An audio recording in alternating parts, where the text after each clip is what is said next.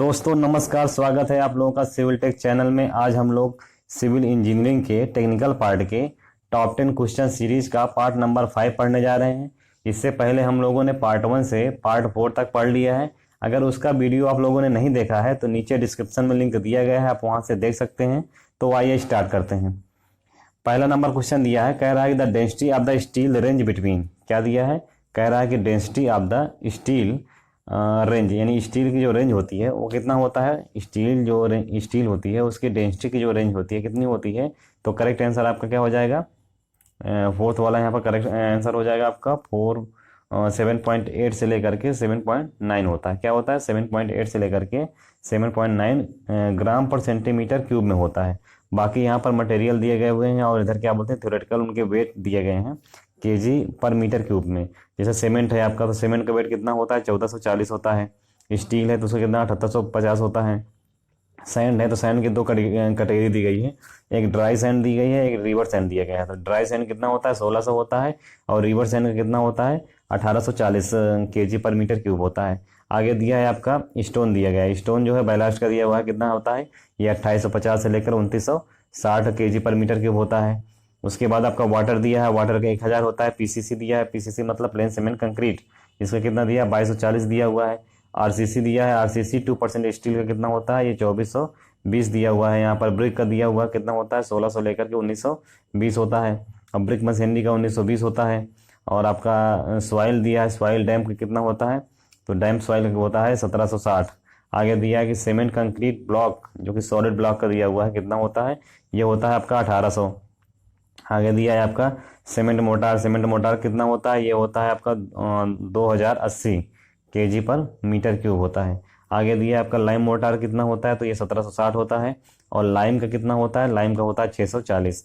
तो यहाँ पर आपके थ्योरेटिकल वेट दिए गए हैं, इनको भी आप लोग देख लीजिएगा, मोस्ट इंपॉर्टेंट क्वेश्चन है ये।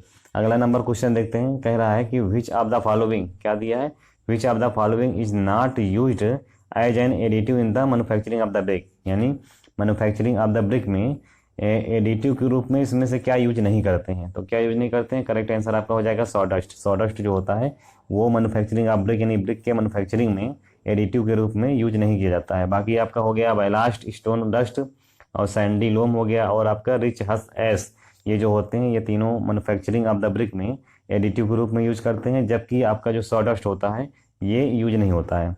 आगे आप देखते हैं हम लोग कि मैन्युफैक्चरिंग ऑफ द ब्रिक क्या होता है। तो manufacturing of the brick following operations are involve, कह रहा है कि मैन्युफैक्चरिंग ऑफ द ब्रिक में ये निम्नलिखित जो ऑपरेशंस होते हैं वो इन्वॉल्व होते हैं। पहला क्या है, साइट सिलेक्शन दिया हुआ है। उसके बाद आपका होता है प्रिपरेशन ऑफ द ब्रिक अर्थ, यानी ब्रिक अर्थ का प्रिपरेशन कैसे करते हैं, इसमें भी अलग अलग चीज़ें दी गई होती है। जैसे पहला नंबर आपका है अनस्वाइलिंग होता है, दूसरा आपका डिगिंग दिया हुआ है, तीसरा आपका जो है क्लीनिंग दिया हुआ है, चौथा आपका जो है विदरिंग दिया हुआ है, पांचवा आपका ग्राइंडिंग दिया है, 6 नंबर आपका क्या दिया है, ब्लेंडिंग दिया हुआ है, और 7 नंबर पे क्या दिया है, टेम्परिंग दिया हुआ है। ये जितने भी नंबर्स दिए गए हैं क्या हैं, ये सब ये प्रिपरेशन ऑफ द ब्रिक अर्थ हैं। इसके बाद क्या होता है, इसके बाद मोल्डिंग ऑफ द ब्रिक होता है। इसके बाद क्या होता है, इसके बाद ड्राइंग ऑफ द ब्रिक होता है। उसके बाद जो होता है आपका बर्निंग ऑफ द ब्रिक होता है। तो ये सब जो होते हैं मैन्युफैक्चरिंग ऑफ द ब्रिक के ऑपरेशंस होते हैं, इनको भी देख लीजिएगा आप लोग। अगला नंबर क्वेश्चन दिया है, कह रहा है द स्पेसिफिक सरफेस बताना है मीटर स्क्वायर पर केजी में, किसके लिए, ऑर्डिनरी पोर्टलैंड सीमेंट के लिए, नॉट लेस देन, यानी ऑर्डिनरी पोर्टलैंड सीमेंट का जो स्पेसिफिक सरफेस होता है वो कम नहीं होना चाहिए। किससे कम नहीं होना चाहिए, तो मीटर स्क्वायर पर केजी में बता रहा है कितना, किससे कम नहीं होना चाहिए, तो 225 मीटर स्क्वायर पर केजी से कम नहीं होना चाहिए। बाकी यहाँ पर टाइप ऑफ द सीमेंट दिया हुआ है। उसके बाद specific surface not less than centimetre square पर ग्राम में, यानी सेंटीमीटर स्क्वायर पर ग्राम में जो है अलग अलग सीमेंट की स्पेसिफिक सरफेस, अलग अलग सीमेंट का स्पेसिफिक सरफेस दिया हुआ है। जैसे आपका ऑर्डिनरी पोर्टलैंड सीमेंट ओपीसी के बारे में दिया है, कितना होता है, 2250 होता है। और रैपिड हार्डनिंग सीमेंट का दिया हुआ कितना होता है, 3250 होता है। उसके बाद आपका लो हीट सीमेंट का दिया हुआ कितना होता है, ये भी 3250 होता है। आगे आपका दिया हुआ है कि पोर्टलैंड पोजोलाना सीमेंट कितना होता है, तो इसका होता है 3000। आगे आपका दिया हुआ कि हाई एल्नो सीमेंट कितना होता है, ये होता है 2250 होता है। और लास्ट में आपका दिया है सुपर सल्फेट सीमेंट कितना होता है, ये होता है लगभग 4000 सेंटीमीटर स्क्वायर पर ग्राम में। तो ये अलग अलग सीमेंट का जो है स्पेसिफिक सरफेस दिया हुआ है, ये भी मोस्ट इंपॉर्टेंट क्वेश्चन बन जाता है, इसको भी आप लोग देख लीजिएगा।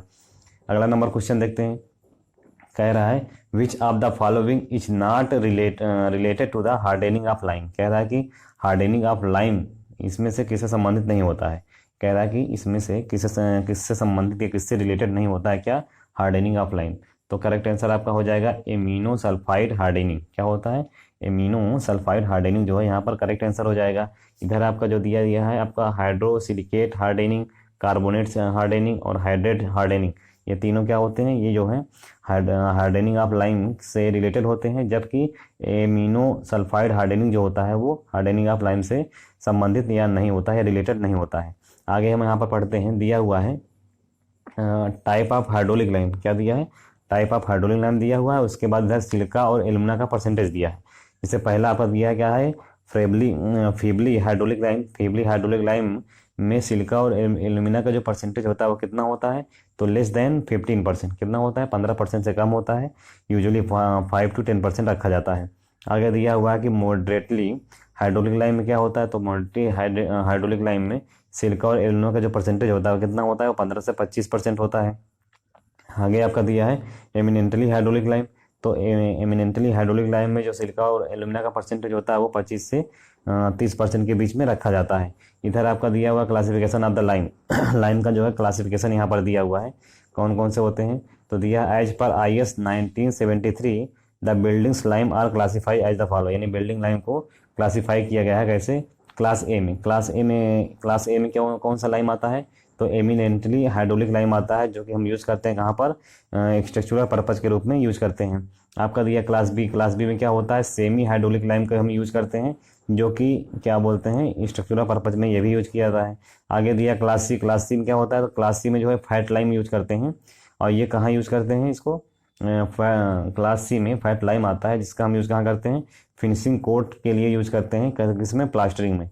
प्लास्टरिंग में फिनिशिंग कोट के लिए यूज करते हैं, वाइट वॉशिंग में यूज करते हैं। और with addition of pozzolana material for the machinery mortar. यानी मशीनरी मोटार के लिए इसमें पोजोलानिक मटेरियल मिला करके क्या बोलते हैं, हम इसका भी यूज करते हैं। और आगे देखते हैं क्लास डी में क्या दिया है। क्लास डी में दिया है मैग्नीशियम लाइम दिया हुआ है। तो मैग्नीशियम लाइम कहाँ यूज करते हैं, इसका हम यूज करते हैं finishing coat in the plastering में फिनिशिंग कोड के रूप में हम यूज़ करते हैं, और वाइट वॉशिंग के रूप में यूज़ करते हैं। आगे दिया है आपको क्लास ई। क्लास ई क्या होता है, तो क्लास ई में जो है कंकर लाइम को रखा गया है, जिसका यूज हम कहाँ करते हैं, मशीनरी मोर्टार में करते हैं। कहाँ करते हैं, मशीनरी मोर्टार में करते हैं। ये अलग अलग क्लासिफिकेशन दिए गए हैं, इनको भी आप लोग पढ़ लीजिएगा। अगला नंबर क्वेश्चन देखते हैं, दिया है सोडियम एब्जॉर्प्शन रेशियो। क्या दिया है, सोडियम एब्जॉर्प्शन रेशियो दिया है।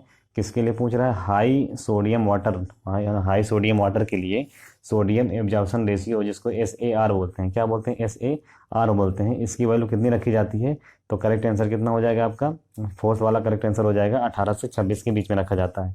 अब यहाँ पर क्लासिफिकेशन दिया हुआ है, क्लास दिया हुआ है, एक तरफ रेंज दिया गया है।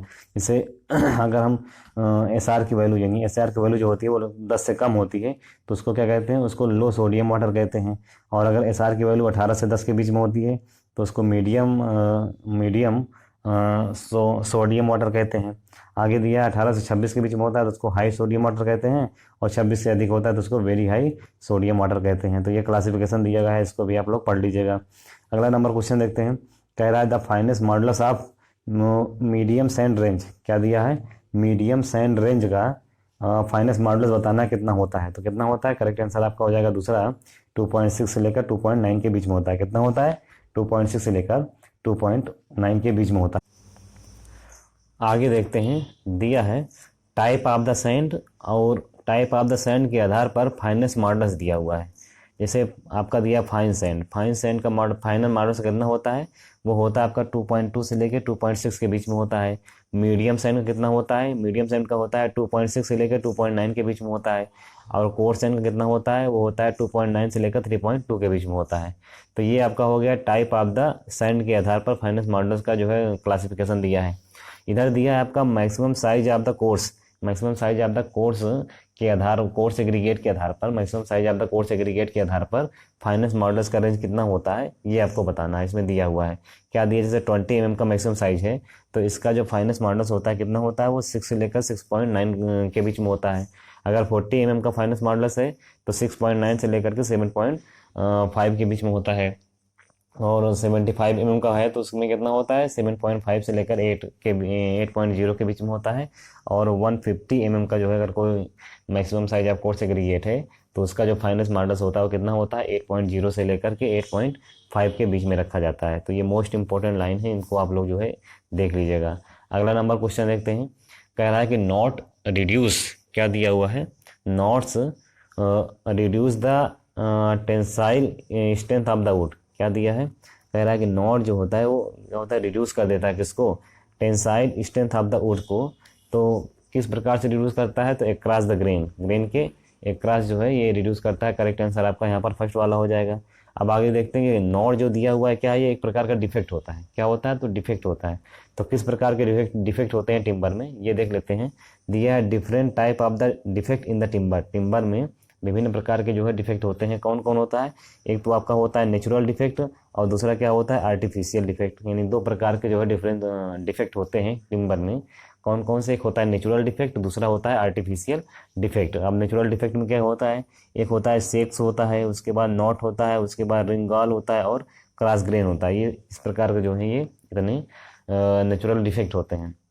अब सेक में कौन कौन सा डिफेक्ट होता है, जैसे हार्ट सेक होता है, स्टार सेक होता है और कप सेक होता है। ये क्या होते हैं, ये सेक के जो सेक होता है आपका जो डिफेक्ट होता है टिम्बर का सेक, उसका प्रकार दिया है कि हार्ट सेक होता है, स्टार सेक होता है और कप सेक होता है। उसके बाद नोट दिया हुआ है, नोट में क्या होता है, तो आपका ये लाइव नोट्स होता है, डेड नोट होता है। उसके बाद आपका इज नोट होता है, फेस नोट होता है। ये नोट के जो है नोट डिफेक्ट के प्रकार होते हैं। आगे दिया है रिंगॉल होता है और क्रॉस ग्रेन होता है। और आर्टिफिशियल डिफेक्ट में क्या क्या होता है, आर्टिफिशियल डिफेक्ट में होता है आपका वार्प होता है, बो होता है, कपिंग होता है, ट्विस्टिंग होता है और चेकिंग होता है। तो इतने प्रकार के जो है डिफेक्ट आर्टिफिशियल डिफेक्ट के अंतर्गत आते हैं। तो ये भी आपका मोस्ट इंपॉर्टेंट लाइन है, इसको भी देख लीजिएगा आप लोग। अगला नंबर क्वेश्चन देखते हैं। कह रहा है, क्वेश्चन बहुत अच्छा है, कह रहा है कि the maximum depth allow for the controlling the deflection of a simply supported slab reinforce with the mild steel of the effective size 6x3.5 metre. अच्छा क्वेश्चन है, कह रहा है कि मैक्सिमम डेप्थ बतानी है आपको जो कि अलाउ होता है for the controlling of defect, यानी controlling the defect of the simply supported slab. Simply supported slab में जो डिफ्लेक्शन होता है उसको कंट्रोल करने के लिए मैक्सिमम डेप्थ कितनी रखनी चाहिए, ये आपसे पूछ रहा है। जबकि माइल्ड स्टील का हम यूज़ कर रहे हैं और इफेक्टिव साइज कितना दिया है 6x3.5 मीटर का दिया हुआ है। तो पहले समझते हैं कि जो ये आपका सिंपली सपोर्टेड स्लैब है वो किस प्रकार का स्लैब है, यानी 1 वे स्लैब है या 2 वे स्लैब है। तो यहाँ पर दिया है given the size of the slab 6x3.5 metres. और इसमें हम क्या करते हैं LZ/LY, इसको जब निकालते हैं तो हमारा इसका मान कितना आता है, मान आता है 1.71, जो कि 2 से कम है, इसलिए क्या हो जाएगा ये, इसलिए 2 वे स्लैब हो जाएगा। अब 2 वे स्लैब है तो क्या दिया है कि for the 2 way slab if the shorter is up to the 3.5 metre as the per, ये आपका जो है क्लासिफिकेशन दिया है। तो उसके आधार पर जो है limiting span to the depth ratio for simply supported slab कितना होता है, वो होता है आपका 35। कितना होता है, 35 होता है। इस प्रकार से जब डेप्थ निकालेंगे कितना हो जाएगा आपका 3.5 अपान कितना हो जाएगा 35। और 3.5 जो कि मीटर में है, इसको जब हम mm में कन्वर्ट करेंगे तो हमारा करेक्ट आंसर कितना आ जाएगा 100 mm आ जाएगा। तो यहाँ पर 100 mm जो है किस ऑप्शन में दिया हुआ है, 2 ऑप्शन में दिया हुआ, तो इसलिए क्या हो जाएगा यहाँ पर 2 वाला ऑप्शन बिल्कुल यहाँ पर आपका करेक्ट हो जाएगा। ठीक है, तो ये क्वेश्चन आ गया आपका। आगे देखते हैं। अगला हुआ दिया क्या है, मैच लिस्ट को लिस्ट 1 को लिस्ट 2 में जो है मैच कराना है, ये आपका दिया हुआ है। तो लिस्ट 1 में क्या दिया है, टेस्ट दिया हुआ है, और लिस्ट 2 में क्या दिया है, उनकी प्रॉपर्टी दी गई है। तो पहले जो आपका दिया गया प्रॉक्टर टेस्ट, प्रॉक्टर टेस्ट का जो है प्रॉपर्टी क्या होती है, करेक्ट आंसर आपका हो जाएगा प्रॉक्टर टेस्ट जो होता है वो कंपैक्शन हम करते हैं, तो 4th वाला यहाँ पर करेक्ट हो जाएगा। वेन टेस्ट दिया हुआ है, तो वेन टेस्ट क्या होता है, तो वेन टेस्ट जो होता है वो शेयर डिस्टेंस से संबंधित होता है। वेन टेस्ट क्या होता है, उसकी जो प्रॉपर्टी होती है शेयर डिस्टेंस में देखी जाती है। आगे देखते हैं, उसमें दिया है पेंट्रेशन टेस्ट, सी में क्या दिया है पेंट्रेशन टेस्ट। पेंट्रेशन टेस्ट से क्या करते हैं, बेयरिंग कैपेसिटी निकाली जाती है, और हाइड्रोमीटर से क्या करते हैं, ग्रेन साइज एनालिसिस किया जाता है। तो पहला वाला यहाँ पर सही हो जाएगा। तो इस प्रकार से देखा जाए तो क्या हो जाएगा, पहले का चौथा और दूसरे का दूसरा, तीसरे का तीसरा और डी का पहला हो जाएगा। तो करेक्ट आंसर आपका तीसरा हो जाएगा यहाँ पर। आगे दिया है, डिस्क्रिप्शन भी देख लेते हैं। दिया है क्या है, दिया है आपका penetration test can be conducted to determine. Penetration test से हम क्या ज्ञात करते हैं, ये दिया हुआ है पहला तो ये है कि इससे relative density of the sand ज्ञात करते हैं। दूसरा आपका दिया है कि ultimate bearing capacity of the on the basis of the share criteria के बेसिस यानी के आधार पर जो अल्टीमेट बेयरिंग कैपेसिटी होती है वो ज्ञात की जाती है। तीसरा आपका दिया है कि allowable bearing pressure on the basis of the settlement criteria के आधार पर क्या होता है, अलाउएबल बेयरिंग कैपेसिटी भी हम पेनिट्रेशन टेस्ट से ज्ञात करते हैं। आगे दिया आपका hydrometer test can be use to determine, यानी हाइड्रोमीटर टेस्ट से क्या ज्ञात करते हैं, distribution of the grain size का डिस्ट्रीब्यूशन ज्ञात करते हैं हम।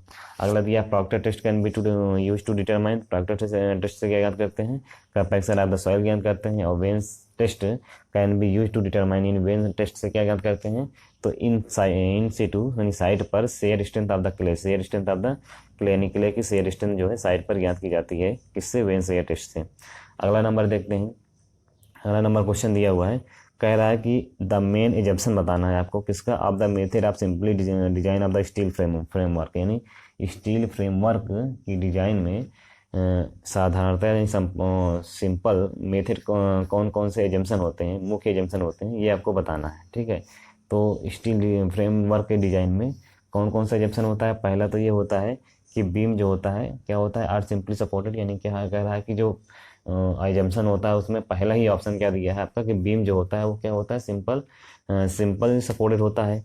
दूसरा आपका दिया है कि all connection of the beam के जितने भी कनेक्शन है क्या होते हैं, जैसे गर्डर हो गया, ट्रस हो गया, ये सब क्या होते हैं, ये सब वर्चुअली फ्लेक्सिबल होते हैं, तो ये भी आपका सही है। तीसरा आपका दिया है कि जो members in the compression are subjected to the force applied at the appropriate eccentricities, क्या दिया है, कह रहा है मेंबर इन द कंप्रेशन में जो मेंबर होते हैं वो सब्जेक्टेड होते हैं किससे, ऐसे फोर्स से जो कि अप्लाइड होते हैं किससे, एट द एप्रोप्रिएट एसेंट्रिसिटीज, यानी जो कि क्या होते हैं, एप्रोप्रिएट एसेंट्रिसिटी पर जो है अप्लाइड होते हैं। तो ये भी सही है, नहीं ऑल ऑफ द अबव यहाँ पर करेक्ट आंसर आपका हो जाएगा। ये तीनों के तीनों ऑप्शन आपको बिल्कुल सही दिए। आगे यहाँ पर दिया है कि assumption in the riveted connection, यानी रिवेटेड कनेक्शन में कौन कौन से एजम्पशन होते हैं, इसके बारे में भी हम पढ़ लेते हैं। जो स्टील का रिवेटेड कनेक्शन होता है उसमें कौन कौन से एजम्पशन होते हैं, इसके बारे में भी हम लोग पढ़ लेते हैं। पहला आपका दिया है कि friction between the plate is neglected, क्या दिया है, जो फ्रिक्शन होता है इसमें प्लेटों के बीच का वो क्या होता है, उसको निगलेक्ट कर दिया जाता है। दूसरा आपका दिया है कि जो शेयर स्ट्रेस होता है वो यूनिफॉर्म होता है over the cross section of the rivet, यानी रिवेट के क्रॉस सेक्शन पर क्या होता है, जो शेयर स्ट्रेस होता है वो क्या होता है, वो समान होता है। आगे दिया है आपका कि distribution of the direct stress, यानी डायरेक्ट स्ट्रेस का जो डिस्ट्रीब्यूशन होता है कहाँ पर, on the portion of the plate के पोर्शन पर बिटवीन द रिवेट होल, इस क्या होता है, यूनिफॉर्म होता है। चौथा आपका दिया है कि रिवेट इन द ग्रुप में जो रिवेट होता है वो subjected to the direct load shear, क्या दिया है कि आपका जो रिवेट जो ग्रुप में रिवेट होता है, ग्रुप का जो रिवेट होता है वो क्या सब्जेक्टेड होता है, किससे सब्जेक्टेड होता है, डायरेक्ट लोड से सब्जेक्टेड होता है, जो कि शेयर द लोड इक्वली, क्या होता है, लोड को इक्वल शेयर करता है। और in fact stress is equal share, यानी जो इसमें स्ट्रेस उत्पन्न होता है वो इक्वल में शेयर होता है। आगे दिया है कि the bending stress in the rivet is neglected, यानी रिवेट में जो बेंडिंग स्ट्रेस होता है उसको क्या करते हैं, उसको निगलेक्ट कर दिया जाता है। और लास्ट में आपका क्या दिया है कि rivet fill the hole completely, यानी रिवेट में जो होल होता है, यानी रिवेट की जो बॉडी होती है उसमें जो होल होता है वो कम्प्लीटली क्या होता है, वो कम्प्लीटली जो है वो पूरा भरा होता है, फिल होता है। ठीक है, तो इस प्रकार से हम लोगों ने इस वीडियो में सिविल इंजीनियरिंग के टेक्निकल पार्ट के टॉप 10 क्वेश्चन सीरीज का पार्ट नंबर 5 अच्छे से पढ़ लिया है। इस वीडियो का PDF प्राप्त करने के लिए नीचे डिस्क्रिप्शन में लिंक दिया गया है, आप वहां से डाउनलोड कर सकते हैं। और आपको हमारा वीडियो पसंद आता है तो प्लीज़ लाइक करें, शेयर करें, कमेंट करें, सब्सक्राइब करें। Thank you.